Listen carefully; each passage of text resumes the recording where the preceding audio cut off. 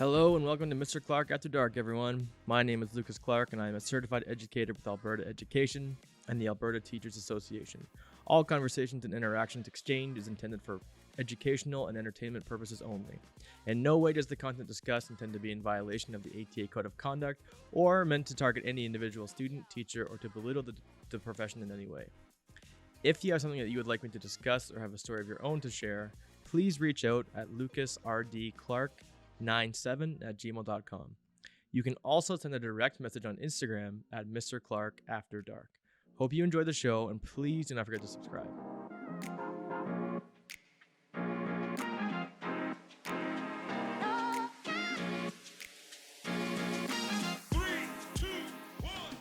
My guest here today is Nicole North.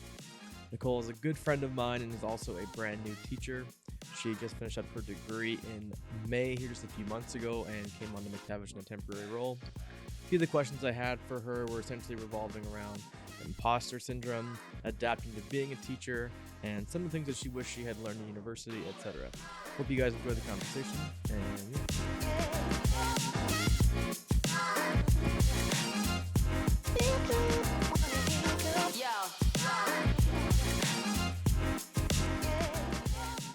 Nice. All right. Miss North. Oh, you can always be started. Oh, okay. yeah, we're going. Okay. How has the first month been for you? Good.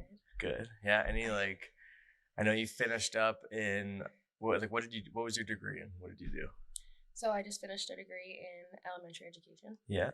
literally specializing in below grade 6. Yeah. Well, technically below grade 9. Yeah. But it was a lot of my family has this joke where it's the degree is for the arts and crafts. It's because my sister's in engineering, so she's Yeah. oh, how's your arts and crafts today? Yeah.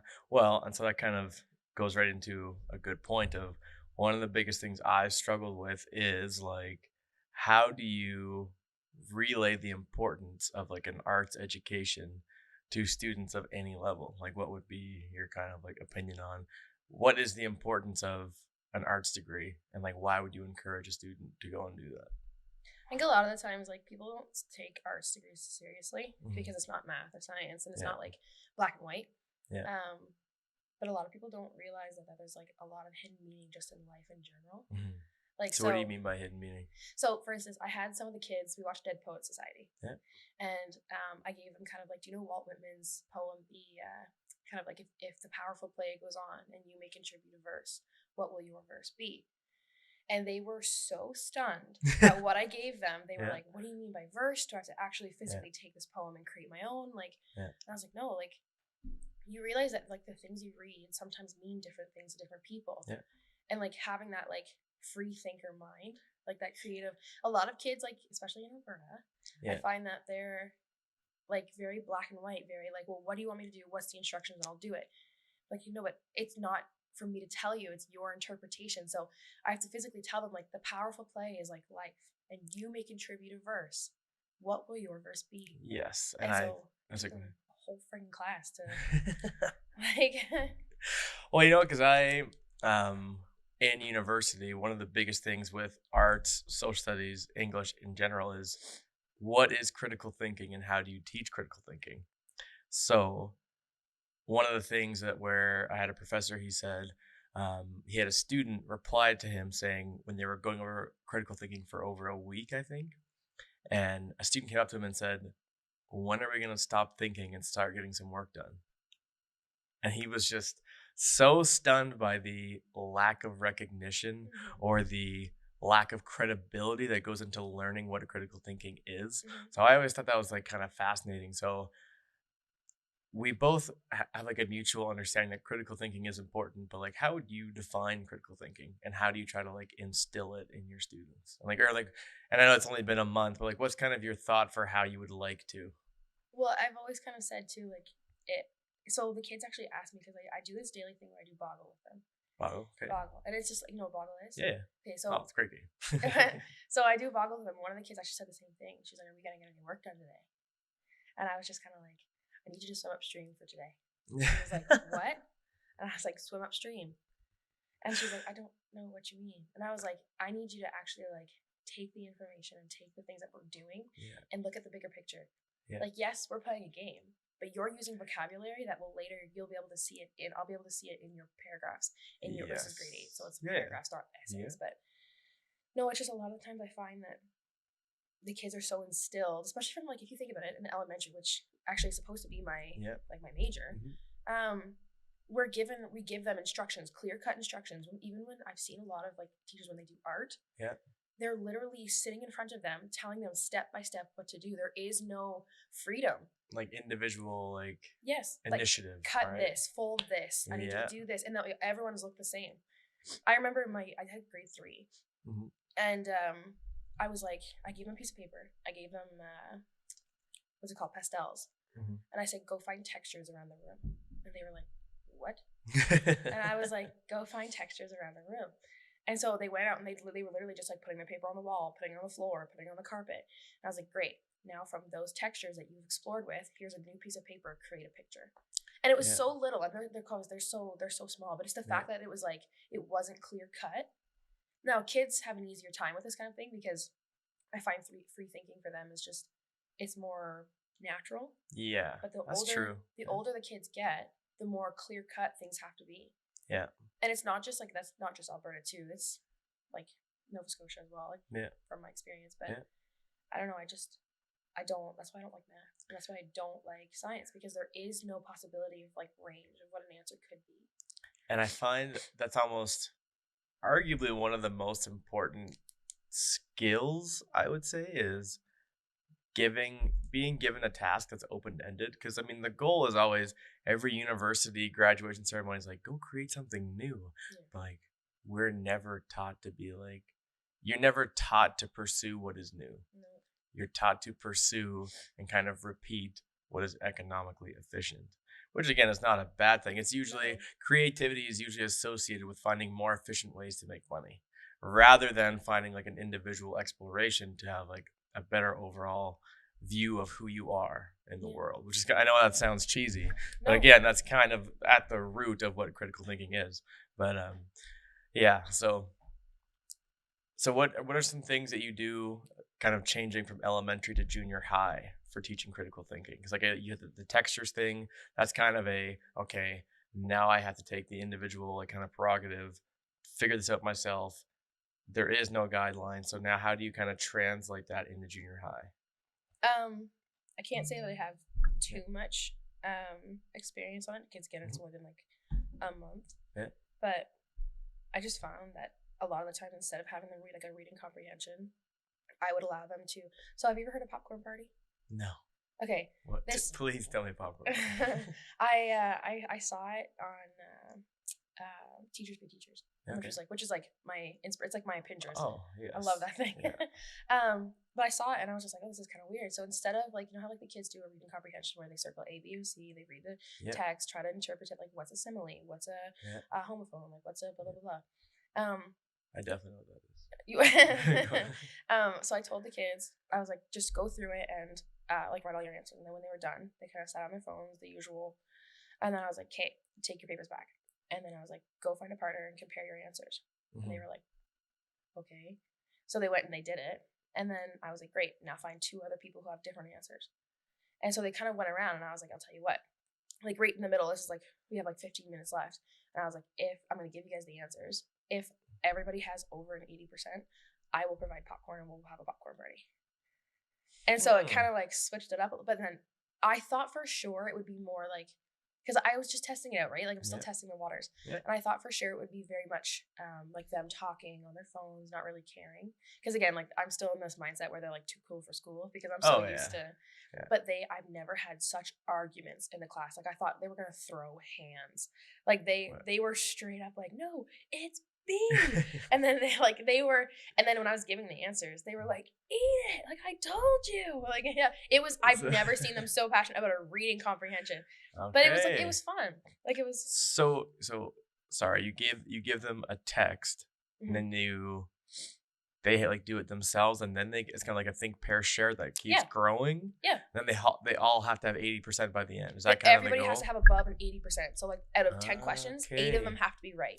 Doesn't matter which ones. Oh, and then they're arguing with which one is right. Which one's right, which one's wrong. Oh, I Because like they don't that. want the other person to get lower than an 80. Yeah. Because then it impacts their popcorn party. But if they both think they're right, then they obviously have to argue and Yes. think critically about each question. Exactly. I like that a lot. It's So actually you a lot of fun. did that for grade 8? 9. 9 English. I know, and I Okay. really thought that they'd be like, like, even the kids that you would think that weren't doing much, like, Yeah. they would circle things, and then you'd have some, like, they obviously do their thing where they'd circle at the beginning, play on their phone, Yeah. pass it in, not a big deal. Yeah. But then there would be, like, other kids, like, their friends that would come by, and I would kind of, like, you know, like, those kids that are kind of quiet, and Yeah. so you come by and you kind of stand there, you're like, what do you have? Yeah. And then, like, I have, like, just put a B, and then the person behind them's like, a B? Like, Yeah. and then all of a sudden they're having a discussion. Now, it wasn't as, like, Yeah. strong as, like, No, the no. kids who are maybe a little more outgoing, but it was kind of fun. Yeah, because I find even for the kids who may be a little bit more socially awkward, you kind of give them bait to discuss with other people, kind of thing, rather than like, oh, I have to sit here and panic and be anxious about what to talk about. Now I can just argue about what's B or C. Yeah. Like that's kind of takes some of the self pressure off Yeah. for that too, which is kind of that's a good idea for. And I 'cause, found like- that I was really, really worried because I know I was one of those kids that was, like, really worried about, because I wasn't always the smartest in the class. Yeah. Which is, like, I think is why I became a teacher too. Oh, Because sometimes it's about the endurance, not about the, Yeah. but like, or the endurance. But yeah. I think one of the reasons I was kind of worried about this was because I was worried that some of the kids would be, like, a little more reserved, not wanting Yeah. to give their answers because Yeah. they weren't sure if it was right. But the fact that I, like, let them choose, so they went to a friend who they knew that they were more comfortable with Yeah. and compared answers, and then they went to another friend, and then all of a sudden that group keeps growing and growing and growing, and then eventually, like, it's not just, you know how, like, it's easier to stand in a crowd than it is to stand all by yourself. Yes. Yeah. So, like, having a few friends that you've checked your answers with and then kind of stand out, because you're not alone, right? It's, Yep. you've all got the same answers. I think that kind of helped. And if you feel like you're wrong, you're like, oh, well, they said it, so I'm like, you And a kind lot of teachers were like, yeah. "Oh, I would definitely pair them up. Like I would pair them up. Like, make sure you make the pairs." Yes. And I was like, but I don't know if I'll get the same result that I want. Yeah, that's a tricky kind of what's the word I'm looking for? A trippy. What am I saying? It's a You can edit stuff slippery out, right? slope. Slippery slope, I guess, is when you try to initiate any form of group discussion. Do you put them with their friends or do you put them with strangers? Because I can understand there's a certain degree of comfort that might come with also them getting off track. So I mean, I find in social, especially in junior high, like you have a full year with the same class, so you have a lot more time to kind of build that classroom culture. Yeah. So that's not too bad in terms of you can change it up every now and then versus there's this mosquito joining us here. But yeah, I like that. So just finishing your degree now, like you're making the transition going from like student yourself to teacher. How has that kind of transition been? If I'm being completely honest, well, you have to like remember, I never ever thought I would be junior high. Okay. Like, it was like Yeah. over my dead body, Yeah. like not Yeah. a chance. So what changed that, do you think? I think I just kind of started, because especially last year I had a really, really great mentor teacher, and this year too. Yeah. But my last year's mentor teacher, she almost like turned my whole world upside down. Okay. Because I was dead set kindergarten, grade 1, grade 2, Yeah. like grade 3 maybe, but never above. And then she was just kind of like experience stuff. So I got a 4-5 split my first year, my Okay. practicum, and Yeah. it was revolutionary. Okay. It was amazing. I never thought, and then going back down to Div 1 this year, like for my practicum, it was a little bit of a whirlwind. I realized just how much more I could do with the older kids. So yeah. because she let me fall on my face, but she was always there, and she Yeah. knew I was gonna fall on my face. That's the thing. Yeah. She was like manipulative. It was good. Yeah. It was great. She like let me fall on my face, knew I was going to, and then was Yeah. like, "What did we do wrong?" Like, and then so Yeah. I learned from my own mistakes, and I was able to keep going with it. Okay. So So sorry, what were some of those mistakes you think you made during your practicum, and like how did you reconcile them? So, for instance, Yeah. I was teaching social studies, What like what grade? grade 4, Grade 4. Yeah. and like, you know about like Nouvelle France and like Okay. Les Habitants and Yeah. like I'm French, so Yes, I I don't know. know. I don't know them in English, so Yeah. I would help. But Yeah. um, like when like the colonies, like like the 14th Yes. colony, Yeah. blah Yeah. blah blah blah. Yeah. So when I was teaching it, I was like, let's make a board game. Yeah. Show me what you know through a board game because they're grade 4. Yes. I was like, awesome. It took us 2 full weeks to get it done, and I was like, I was basically pushing, and then not to And what mention. was the initial plan? See, Like, the how initial long plan was it to be like maybe max a week, and that Yeah. include us playing it, right? Yes. And the whole point was for us to, and again, this is my first practicum. Yeah. The whole point was for us to put the information that they know, but in a fun, game-like way. So, like, the players would be les habitants or les couleurs de voix, and then they would be like Okay. all of these little like pieces, and they would go around, and like the obstacles in the game would relate to things that we've learned in social studies. And Okay. as fun as it may sound, Yeah. because I'm very project based. As Yes. fun as it may sound, it was not good. There was like Well, awful in some of what them way? had Like, unicorns and a McDonald's, and I was like, "What?" I was so confused, and like I didn't actually get if they got it. Mhm. So yeah, I just kind of like had a little bit of a a little bit of a challenge, and I Yeah. kind of she knew I was gonna fall on my face too. I could Yes. see it at So, the like, end. how did you felt that you fell on your face? Like, what was it that made you feel like I that? did not come out with a result that I wanted. What result were you looking for? I was looking more for like for them to demonstrate their understanding, but I think I was going a mindset that was too old. Because remember, Okay. they're grade 4, Yeah. right? So they're still in a like they're still children. Like Yeah. they still, I mean, under the age of like grade 9, they still are Yeah. like not even mini adults yet. No. So it was definitely eye opening for the aspect of like realizing that they don't care what goes on the board game. They just want to have fun. Yeah. Yeah.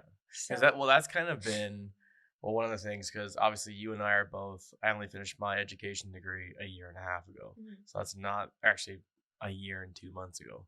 And so, gamification was a huge kind of initiative or kind of goal, not just in educational tech courses, but in almost like every education course was you should implement some sort of gamification to Mhm. enhance learning, etc.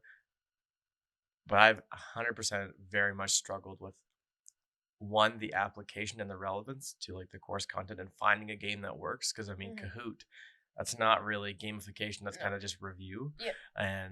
But like the creating board games and that kind of stuff is cool. Like even for right now, my grade 12 class is ideology. And the whole second half of the course is the Cold War. And there's literally a Call of Duty game of the Cold War. And I'm like debating. I was like, should I bring my PS4 into the school? Like, do we play? Do I find a mission that's like relevant? Because I know there's one mission for sure that goes like right into the Vietnam War. But then I'm like, are they actually learning? Is it Are still they appropriate? actually? Yeah. Like, how do you? Because you can kind of be flexible to a certain extent with like the curricular outcome and like how you achieve that. So I've always debated, and this is kind of that old mindset. Do I just have them do like a review sheet, or is that more beneficial for them retaining the terminology, or do I actually? I guess gamification takes a lot more work than you'd think, Mhm. and that's kind of the struggle of like teachers are already putting in so many hours and effort, etc. How do you go back and be like, oh, make this game that takes 3 weeks, and it's like, well, we only have a Yeah. 17-week semester. Yeah. You know what Yeah. I mean? So like, how I guess what would you recommend that was like gamification that was positive? Like, how would you revamp your board game example next time? I don't think I would. Okay. Not so much the No, board, no, like that's because fine. I Yeah. mean, for older kids, Okay. Like, hundred what age do you percent. think we would work for? Like I did, like this is where I got my idea in grade 12 biology. I did it in grade Okay. 10 because I was a Okay. hustler. Sometimes some of Yeah. us hustle. And then, so when I did it, we created like for the pregnancy for the 3 trimesters, but I created a Okay. monopoly out of it, and I ended up getting a pretty high grade. But I understood the 3 trimesters and all the information that came with it. So Yeah. I feel as though when it comes to gamification, it really has to have like a limit until they're old enough to know that the information that goes on it, you have to like there Yeah. has to be an implication of implementation. Anyway, Yep. of like the information that goes on it. It's not just about the board game. Yeah. But for your social thing, so I had a little bit. My high school, I don't think I'll ever teach high school. It's I just love it, but well, yeah. to me, it's just like, don't be wrong. Maybe I'll change my Yeah. mind. Yeah. But when I was in high school, I had a little bit of a different experience because I was in a lot of like the little private schools because I'm Okay. French. So my classes Yes. were very Oh, okay. small. I was in a lot of like fully francophone schools. Yeah. Um, and I think there was this one teacher that made me really love language in general. Okay. Now, a lot of the teachers were like, read this book, answer these questions, blah, blah, blah, blah. Yeah. But there was one teacher that I had in grade 12, actually, and she changed my whole world. Mm-hmm. She was awesome. Like, she, like, for Halloween had, like the bricks on the wall, Harry Potter, like Oh, yeah. hanging Oh, yeah. candles. Like, it was phenomenal. Yeah. So there was one time we were doing Shakespeare, Hamlet, and everyone goes, "Oh, I hate Shakespeare." Yeah. She made me love Shakespeare. So she Yeah. had props Okay. and like swords and crowns and like we dressed up. Like we Yeah. created and we were reading it as if it was our play. We didn't just stand up and do it. And I actually have like videos and everything like Yeah. of me in grade 12. And she turned something that would be like, what does this even mean? Why do we need to know this? Yeah. To something that was funny. And it was Okay. fun. Yeah. Right? And it may not be like gamification, but it was like the fact that we could do Performance. like a role Performative. play. Yeah. The fact that we could do something like that and still do the curriculum was really fun. Like I looked forward to it. Yeah. And it's fun. It's like, oh, yeah, so imagine what you could do in like the Cold War or like the French Revolution. Like someone's Napoleon and then someone else is like it's a lot of fun like doing that role play. And I find even right now, especially as a first year teacher, I find sometimes I'm like, oh, I had this great idea. I'm going to execute it, like whatever. And then I almost feel a bit nervous to be creative. Because then I'm almost like, oh, I'm teaching a diploma course. Is it going to look like I'm just fooling around? You know what I mean? But it's the external appearance of if you're not kind of doing the traditional way of teaching, are you actually teaching?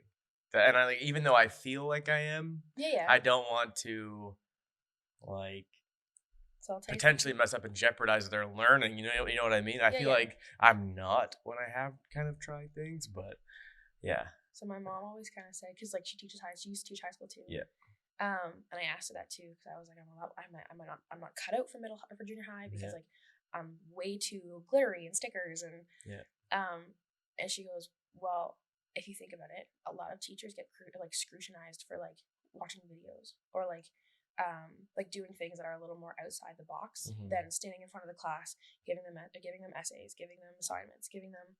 So Mom always said sometimes when it comes to knowledge, you have to kind of measure it by their understanding and not from what the curriculum gives you. So like the curriculum is an outline, right? It's basically like they need to know about New France. Boom. Yeah. And then the way that you teach it is based on their knowledge. Because I was never the audio. I had a few teachers that would stand in front of the class and I was like, I don't know, because I'm not paying attention. You've lost me. Yeah. But like the teachers that had me like actually physically in the curriculum, that had me involved, like hands-on, because I am kinesthetic. I'm kinesthetic and visual. And so having those two aspects be combined and mixing it up was a huge help for my education. And I was definitely not a 90s kid. Yeah, and so how do you go about making, because you're teaching like humanities, and even in elementary for elementary humanities like social and English, how like what other ways did you create like a hands-on learning experience? And like, what do you think if you were teaching? Just like an interview. No, like how if you were teaching like 7? Because I honestly struggle with this. No. My thing is like, I feel like especially with -2, I find the -1 you can kind of relay a 40 to 50 minute lecture, give them a 5-minute break, toss on a video, break down the video with the content, and like it works. Like they retain it, it's pretty good. But then like -1 and 2. It's almost the same kind of curricular content for 10, 11, 12 social, obviously in Alberta. But it's like the expectation, quote unquote expectation for the written assessment is much lower. And I find with the -2s, like I lose them immediately. Yeah. So it's like, how do I provide them? So actually my EA, I had a conversation with her yesterday because honestly, I'm still very new to this. She's been an EA for a long time, so that's kind of also a weird dynamic to have like a young teacher and experienced EA in a Yeah. room. But I asked her, I was like, honest criticism, like what would you give me that like how I can improve? And she said, like the dictionary term books that we do, like they can't handle it. I was Mhm. like, fair enough. And me talking in front of the room, I'm almost still struggling with like being too chill. So it's Mhm. almost when I know that they're not paying attention. She said that it's easy to read when I get fed up with them, but then I come back to being too chill too quickly. Mhm. I was like, okay, that's fair. But she said for definitions to do some sort of Pictionary every week. So I was like, dictionary, Pictionary. Mhm. I feel like, you know what? Because it's kind of, if I could have a student come up and be like, read this term and come draw a picture and let's see if we can guess it. That could be a different way of getting them involved Mhm. differently. Mhm. But then I'm almost like, I feel guilty for not being the one in the front of the room delivering it to them. You know what I mean? But that's, No, no, no. I know teaching is more about putting people in the right position for their learning, but there's still, it seems like that informal pressure to be the one who's doing it because like you're the one being paid to do Yeah. it. You know what I Yeah. mean? So, But at the yeah. same time, I agree. I Yeah. completely know. I know where you're coming from, but this is such an Alberta Yeah. mindset. This is such an Alberta So, mindset what do you because, mean by Alberta mindset? as in, like, Alberta makes it seem as though the teacher is responsible for their learning. Yeah. It's not. Yeah. The kids need to have some kind of responsibility for their understanding of Yeah. the curriculum. Yeah. You are basically like the circus master. Yeah. You are here to play all the puppeteers, the Yeah. puppets, right? Because Yeah. like they need to have some kind of part into their curriculum. They're not in university. They're not like not that I'm like criticizing, like Yeah. I'm, Well, yeah. but like to me, if I looked back, because like again, I was not the '90s kid. Yeah. I was definitely like '60s. I mean, I Yeah. had a social teacher, like, and not that that social teacher was phenomenal. Yeah. But I got a 13% on my diploma. 13. And I have a 4.0 GPA in my history in Canadian Yeah. and US. Like, So, what do you think um, like what was easier, I guess, for you in university? Like what was different that kind of helped you succeed more? I was able to take control of my own learning. Okay. So it wasn't about like because a lot of it came from books. So Yeah. again, I was older, Mm. but a lot of it came from my understanding and my interpretation. And I had a professor who I adore, and Yeah. he basically looked at me and he goes, "Nicole, I need you to argue with me." And I was like, "What?" I was like, "I thought this was facts," and he's like, "No." So for instance, I did with the slave trade in Yeah. the U.S. Yeah. before not Yeah. Confederation, before Abraham Lincoln. Yeah. I did a guy named Nat Turner. Do you know him? He was a Matt rebel. Turner? Nat Turner, Yeah, like no, no, NAT. no. So he basically like did the whole like he was a rebel. He gathered up a bunch of like slaves and ended up rebelling against some of like the white folk and blah blah blah blah. Yeah. I won't go into detail Yeah. because but every time I saw it, a lot of it had to do with like his religion, and he thought he was like the word of God. He thought, Yeah. and so I argued with my professor, and I was like, I don't think that he did this because he was like rebelling because of the slave trade. I think he did it because he thinks God told him to do it. Yeah. And he's like, prove it. And I was like, done. Like, so I went like in depth. I got Yeah. 100 on that paper. Wow. So but I've never had a teacher in high school challenge me. And yes, don't get me wrong, Yeah. it wasn't the most interesting like information that I've ever Yeah. had. But the fact that it was like almost like a competitive thing. It was like, I'm right, you're wrong. Okay. Yeah, because I guess I kind of see the competitive part as like a peer kind of an informal competition if I want to do better on my diploma than you. Versus when you go to university, it's like, no, I'm going to prove you wrong. That's Yeah. more of like an intimate Yeah. disagreement, which is actually more of the core skill you're trying to critical cultivate of the critical thinking and being able to, if you're in the thing about the critical thinking part is any work environment, like you and I could have a disagreement, but like we're not just going to yell at each other and just yell blank sentences. It's like, no, we're disagreeing with certain points and why, right? And you're Yeah. always trying to, And then Google comes out. well, yeah, well, it's like being able to take the position that you might be wrong. Yeah. That's the part where I think, especially kids in high school, junior high, it's like, no, I'm right. Like I Yeah. know everything. It's like my teacher's an idiot if they Yeah. mess up one time at blah blah blah. And it's also could be like an insecurity thing that's kind of across the board for like the social development of these Mhm. kids right now. But Yeah. That was another thing too. Like a lot of the time, like it's the like let's learn together, and like Yeah. the fact that like I'll go up into the front of the board like even now, Yeah. and I can't spell some things Yeah. because like having two languages it does Yeah. mess with me. You're I always put going back and E's forth. everywhere. Yeah. So when I go up there and they go, "Missing how you spell it," and I go, "Oh, my bad," and then re-erase it, but like I like erase it and write it again. Yeah. But then the fact that like I'm okay with making mistakes, and I go, whatever. Yeah. And like I told them too, like when they did their reading comprehension, some of them were like, "Miss, I'm gonna fail, and like you get that a lot. Yeah. But I was like, the first time I ever did a reading comprehension, 25% across the board. They were like, "What?" And I was like, "I don't even think I could beat some of you guys at a reading comprehension because it's not about the information. Yeah. Again, this is like a whole controversial topic. Yeah. But it's not about the information. It's about how well you test. Yeah. And so like just leveling with them and being like, you think I'm the smartest one in the room? Oh, you're wrong. Yeah. And I like, feel we're that. all human. Yes, Who and cares? there is like a pressure I find, and I've gotten better. And you know what? I find I keep referring to like a pressure or an informal pressure, etc. I do think a lot of that is just self-generated. I think a lot of teachers have this kind of informal pressure, like I need to do X, Y, and Z because that's what a good teacher looks like. Yeah. You know what I mean? So that's I think like a not a personal battle, but like a personal kind of internal conflict of like I need to be the model of what a good teacher looks like. Not, but then again, I was not born in Alberta, but raised in Alberta, like grade 1 through 12 Alberta curriculum, studied university in Alberta, and now I'm teaching in Alberta. So I'm very much so I guess for if you when you say Alberta mindset, like what is the difference of like where did you grow up? How were you taught and how is it different? So my teachers were like, I can't really think back of like elementary because it was so long ago, but like, but let's just start like grade 8, grade 9. You had some teachers that were like XYZ, have to do this, have to do that, very strict. Those teachers were never relatable. And so like we did what they told us to, and then we left that class. I had some teachers like don't get me wrong, they did like the volleyball coaching, like they were on the outside too, but they were involved in our lives, and they were so like, let's do this, let's do an experiment, let's do like, and it's just the creative teachers were like that? but they were. It wasn't so much like they were like, we have this to-do list. If it doesn't get done, like I'm angry. Here's detention. Here's this. Here's that. Like we did detention too when I was growing up, and like it was the school was pretty much strict. Like if you spoke English a certain amount of times, you had an in-school suspension. Like it was like it was strict. Like it wasn't like this whole like my whole childhood was like this chill hippie like everything's good man.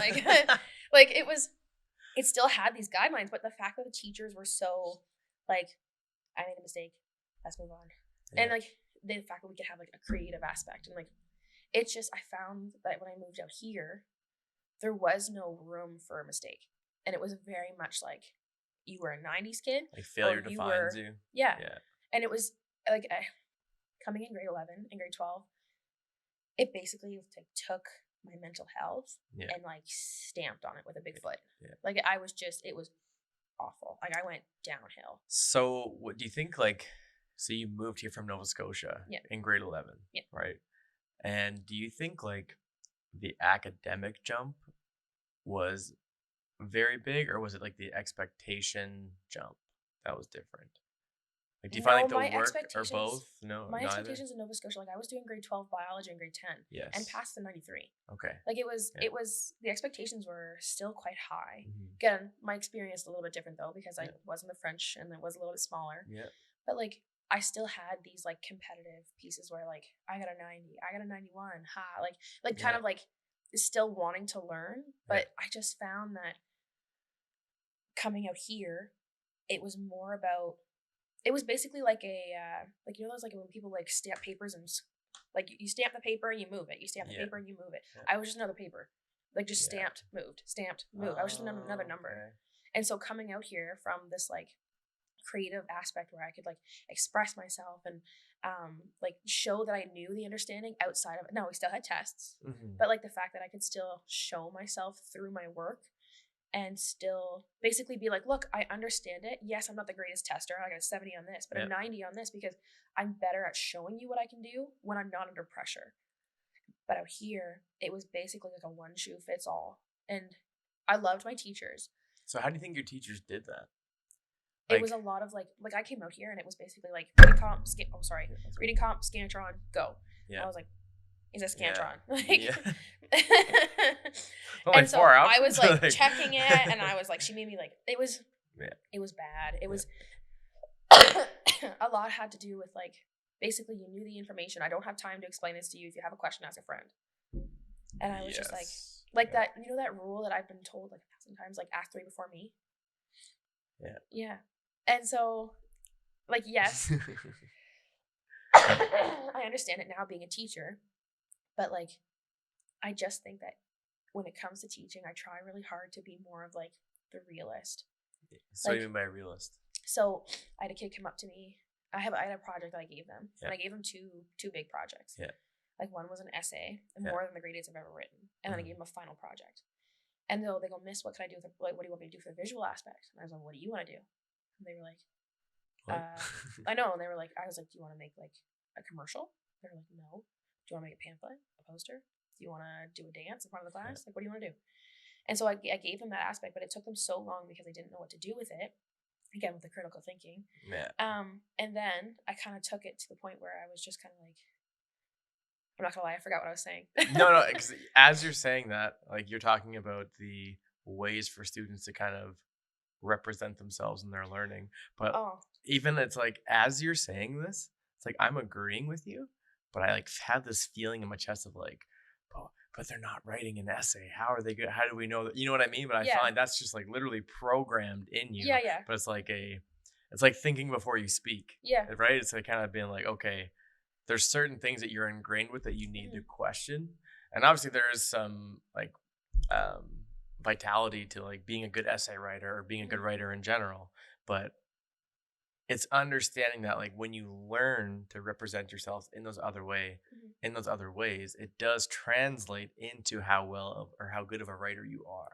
Yeah. Because you then learn to articulate and communicate yourself in what you're doing more, rather than just being like, I have to write this blueprint of an essay. But I want to put it out there too, like it wasn't like me that came up with all of these. Like this was like the accumulation of everybody in my past, everybody who's helped me. Like I wasn't just like, here's an idea. Let's just so like you have to like I just want to put like the credit out there. Like everything this was was not collaborative, 100%. like it was. Yeah, I just wanted to like throw that No, out there. and so one of the things that I get a lot, even in like throughout university and here, is don't reinvent the wheel. How do you feel about that quote? As in like people who have said it to me, or Well, I guess like my main thing is if you're not trying, well, I said to one other teacher, I said, well, I'm not going to reinvent the wheel, but what if I want to fly instead? I know that sounded like super cheesy, no. but realistically, I'm like, if you're not trying to reform and change how you're doing what you're doing, I find obviously the number one crisis is like burnout. Yeah. But clearly that shows, and obviously there's so much that contributes to burnout. But if you lose that, I find it's only going to exacerbate your burnout. Yeah. You know what I mean? Yeah. So like, how would you, I guess, encourage even a veteran teacher, being like a younger teacher now, saying how to change that mindset? Well, obviously, I'm assuming you've heard it. Have you ever heard of like the think outside the box? Yeah. Why do you need a box? Just think. Like, why does there have to be a guideline? Just let kids express themselves in like their own little manner. Like, wow. Like, I mean, there's just like there always seems to be like this like clear cut. This is what has to happen. Now, yes, some kids need the box. Yeah. So if you need the box, use the box. Yeah. But why does there have to be one?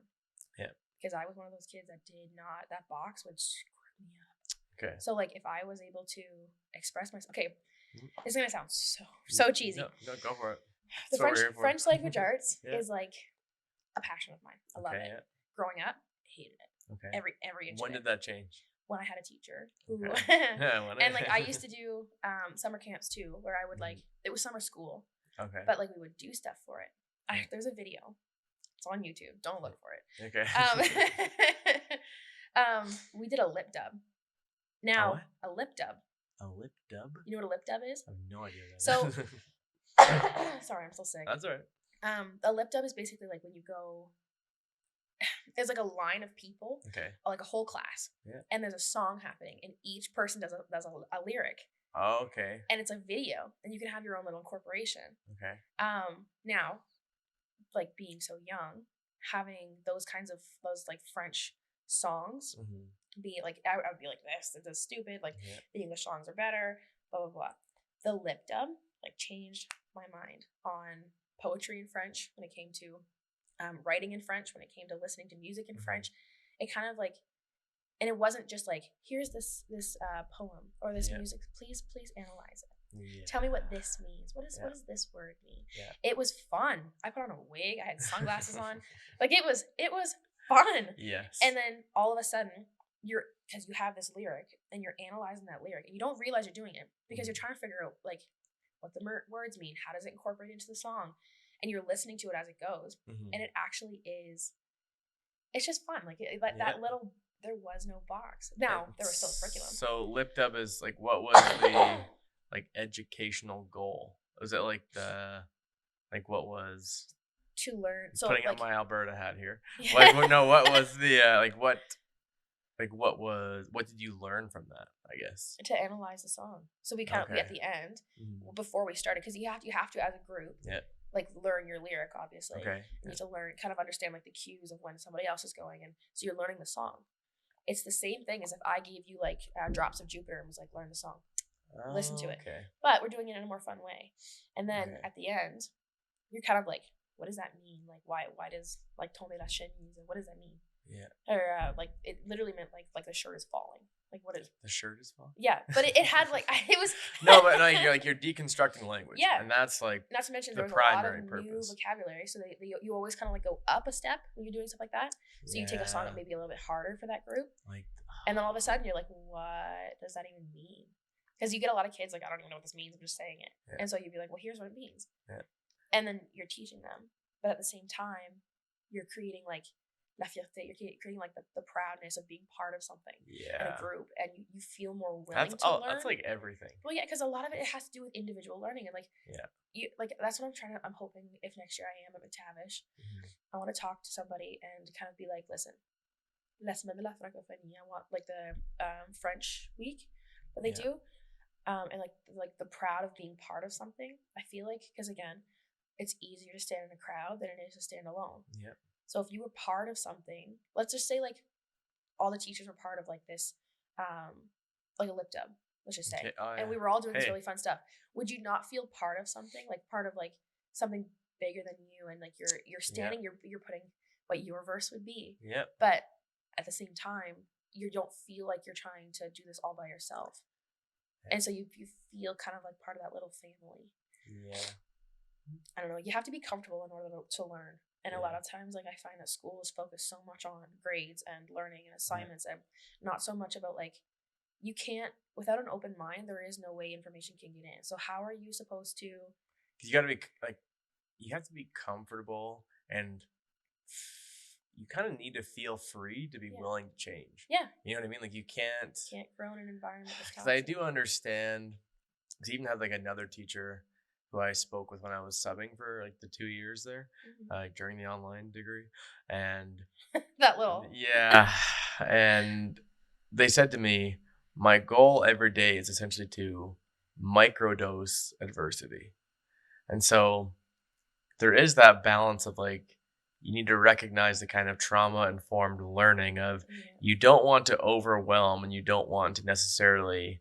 Because you don't know what's going to overwhelm one student more than another. Yep. But again, you're trying to teach resilience at the same time. Then you also want them to feel kind of free and like willing to engage, because they need to feel, maybe safe is the wrong word, but they need to be able to feel like they can be vulnerable in that class in order to change anything.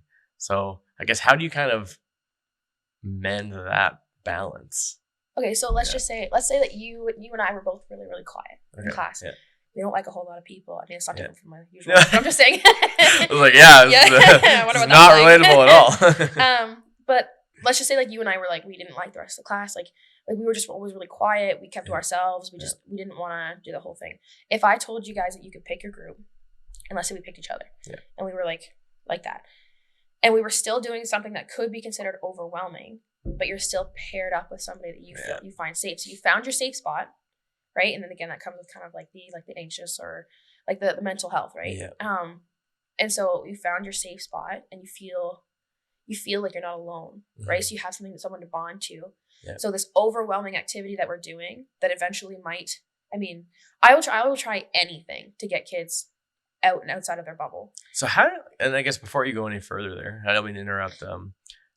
How do you get your kind of quiet kids who are kind of like they'll never be willing themselves to kind of step out of the box and talk to other people without kind of overwhelming them? How do you kind of because I find high school is a bit different because I Yeah. find if they are one of those kids, it's like the headphone will be in. Yeah.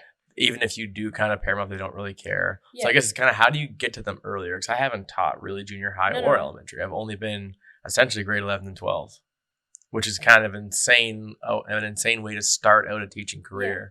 But like, when do you kind of know when you're going too far with a student? Too far? Meaning like you're pushing them too much, and you're like, when do you kind of recognize that? So typically, what I'll do, I'm gonna start with, Oh, sorry. Oh my god. That's happening. Keep going? Oh, where was I? Oh, so what I'll try to do is so I know that a lot of people have opinions about this. I let headphones in. You can leave one AirPod in while I'm teaching, which is fine. If you can hear me, then great. Yeah. I will never try to take away a kid's safe spot because my safe spot is really important to me. So what's your safe spot? I have a chocolate drawer. Oh yeah, I love it. Don't touch my chocolate. How would you feel if that was like taken away? Like you get a little more dysregulated. Okay. So I have I have like a diffuser, and I have I have things that regulate me. So if music regulates you, that's fine. Now there is limits. I can't sit there and munch all day instead of teach you. Yes, there is limits. Yeah. So I'll never take a kid's safe space. And typically, I haven't had a kid on the whole month. I'm still in the honeymoon phase still, I think, but I haven't had a kid outburst on me. Okay. Now everybody loves an underdog. Oh yeah. I have no problem being the joke. I have no problem being the fool, right? Yeah. So when it comes to behaviors, sometimes kids would rather be a behavior than feel dumb, right? So when I'm sly with it, I don't ever push too far. Mm-hmm. So how do you push? I push in the sense where I talk to them through. So, okay, for instance, I told a kid, and I give multiple chances. Yep. For certain kids that have a little bit of a behavior, I don't yell because I hate yelling. It raises your adrenaline. No. I never yell in my class. So there was one kid, I was going to give him attention, and he knew it. He wasn't doing much. He was just sitting there, and he knew it, right? He's like, I'm Miss North. I know her. Yeah, but he was waiting for the reaction. Yeah. I walked by and handed him a Post-it, and then he just kept walking, didn't look at him. And on attention, it said, "You have detention at lunch. Come see me after school." And then he came back after, and I was like, "I understand that you may be having a rough day. I really appreciate you trying. I'm sorry if I did ruin the rest of your day." He goes, "No, miss, what you did was sly." And I was like, "What?" He's like, "I'm like, you still do have detention." He's like, "Yeah, miss, but it was like spy-like." He was so obsessed on the delivery of it, rather than him actually getting detention. Now, and detention wasn't new for him. No, but I didn't embarrass him. It wasn't about like. I find that relationships with the kids, it has to actually be part of like, no, hun, you know what you did. I know that you want to argue with it, but I'm not a lawyer. I'm your teacher. Yeah, because you're not being predictable. And for their whole life, it's been, I do this action. Teacher yells at me. I go to this room. Yep. And then you kind of break that chain. Yeah. The only time I do yell is if they start to throw hands. Yes, and that's fair because the room's already heightened anyway, so you're not really heightening it yourself. You're kind of just being like, you need to assert yourself as the one who can break this up, which is fair. So, have you ever had a hand throwing in your class? I've had it where not so much like it was a joke, not so much angry. Yeah. Now when it came down to it, they were throwing stuff at each other. They were never actually angry yet. Yeah. But I kind of sat them both on the bench. I was like, I would literally just like tap them on the shoulder. I'd be like, "Come meet me outside." Yeah. And then they were like, and then the whole class knew, right? Because I said something. I had them both sitting there, and I go, "I am thoroughly disappointed in both of you." Did And that then register? what? Did that like register with them? You They think? kind of like sat there and they were like waiting for me to yell. I'd be like, Yeah. "What were you thinking? Act like humans." Yeah. And I was like, "I really expected more from you. The fact that I love you both to bits and I love this whole class to bits, and you're acting like this really does put a damper on my day." And they were just kind of like it was kind of like that parent thing, like I'm not angry, I'm just disappointed. Like, Yeah. I know you know better. And then Yeah. so I was like, I'm gonna let you go for a walk one at a time. Go think about what you did. When you come back, I expect a full apology. And it did. Okay, one of them I did not expect to. I thought they were just gonna like leave. But remember, like, I'm very elementary. Yes. So like my methods, some people think they don't work. They're like, this class is out of control. Like, you really don't know what you're doing. And again, that might be my brain, the Alberta. Well, no, because it's the image of what you think learning is. And we all have like the institutional biography. Like, no matter who you are, everyone goes through the education system. So everyone has an idea of what education looks like. Yeah. So if everyone's standing up and talking in a room, that doesn't look like learning. That looks like distraction. You know what I mean? And that's the kind of thing where, but anyway, you continue on with your like relationships part there, you were saying. Well, and again, I want to throw it out there. Yeah. I'm still like honeymoon phase new. Yeah. Right? So this may change by next year. Yeah. So, but yeah, I don't know. I just think that when it comes to having relationships with the kids, once you build that like rapport with them, and like, I don't react to anything. Because there's nothing that you can say that has not already been said. I know. Like, you can try if you really, really want to. Yeah. But you have to kind of remember, like, if I come to class and I've had an awful day, like my morning, there was one where let's talk about a bad morning. Yes. I had so I had a bowl of cereal. Yep. And I decided, you know what? This morning I'm gonna sit on the couch and eat it. Dumped it all down the side of the couch. It was awful. I was moving the couch at like 7 a.m, trying to clean up milk. I was late. Yeah. So it was really, really bad. I was just like, ugh. Yeah. So I'm dysregulated. Yeah. Right now I'm an adult. Yeah. And I've kind of learned over the years how to regulate my emotions. Okay. Imagine if you're a kid and that one tiny thing and your parent, who now has to clean it up, is dysregulating you more. Yeah. You've come to class and you're fully expected to be functional. Yeah, like ASAP. ASAP. Yeah. Like, you've come to class, be prepared to be functional. Yeah. But you're not. There's no way. I mean, adults can't even function like that. No. So my brain is just more along the lines, and again, this is elementary. Yeah. I'll sit in front of the class, and when I do a boggle, or when I don't make everybody speak out loud. They just have to write a few words down. I have to come see it, just so I know they're participating. Yeah. But like, it kind of takes you outside of that mindset and allows you to relax. We're working on vocabulary, and we're working on how these things can be used in a sentence. And we're working on the fact that I'm the underdog and I can't spell half the time. And like, it's just like, I'm trying to loosen up the information, kind of like in elementary when you go, how was your weekend?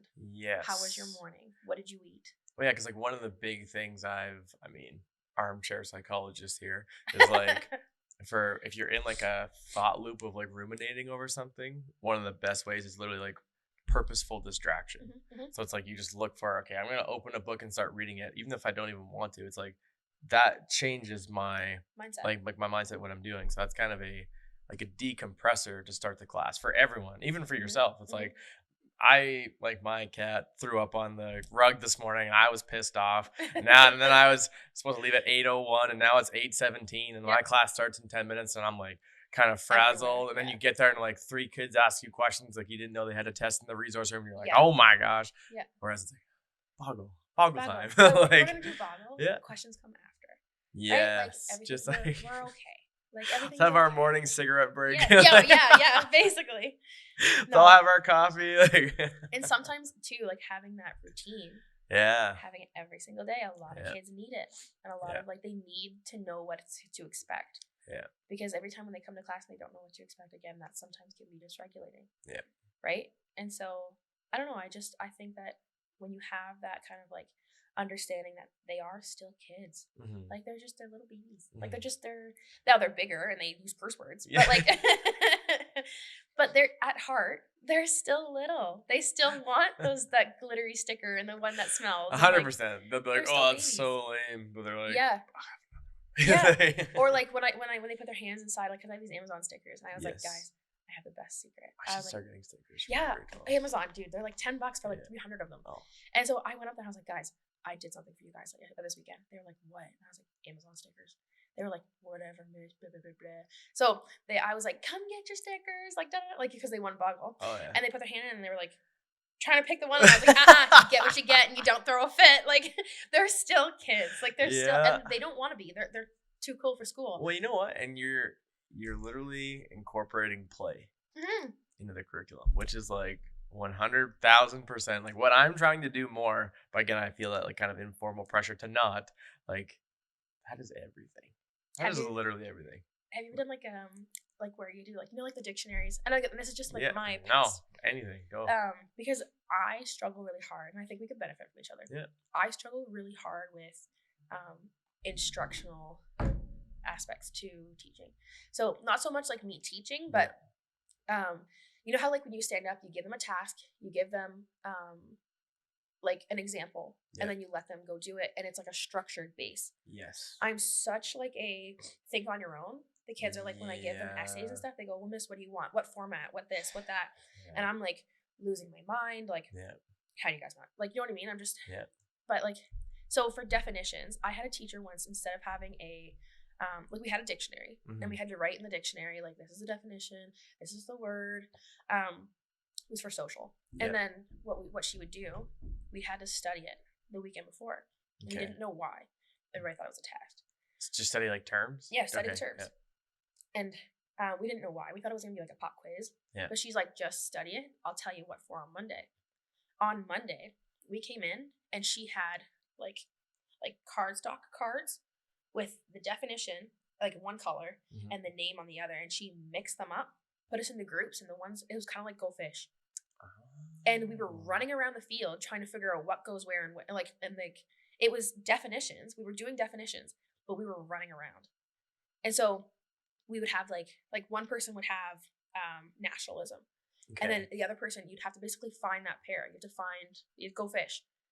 You have to find the person that matches it. Once you match it together, you as a group find, like, there's like, you pick another card and you find the other group that has that card. And the person with the most, like the group, because you'd end up grouping in at the end. Yes. And you'd have the X amount of cards. The person with the most amount of cards would win because it's a group thing. Yeah. Right? So it was fun. And don't get me wrong, it's play. Yes. But there's a curriculum-based effort behind it. And that's anytime you can get them one standing or two outside, that is like, because even I had this brilliant idea that I was going to have, I had like a John Stuart Mill reading on liberty because he's one of the philosophers for grade 12. And I was like, let's bring Chromebooks outside. That's always smart. It was grade 12. It was like super nice outside. I was like, you know what? I had a lawn chair in the back of my vehicle in the parking lot. We took them out, and then I started I had them sit in a circle in front of me while I was in my lawn chair on the football field. But they were just checked out immediately. Yeah. And I was like, it just didn't go the way I wanted it to. So there needs to be some sort of, I guess I was kind of just taking my formal instruction, but just in a different environment, rather than having like, I think we just need to get rid of the terms formal and informal instruction. Instruction is instruction. And then find a way for them to be more involved. Because then obviously if they have to just sit and listen in a different spot, then that's not going to do it. It's the same thing, but you just...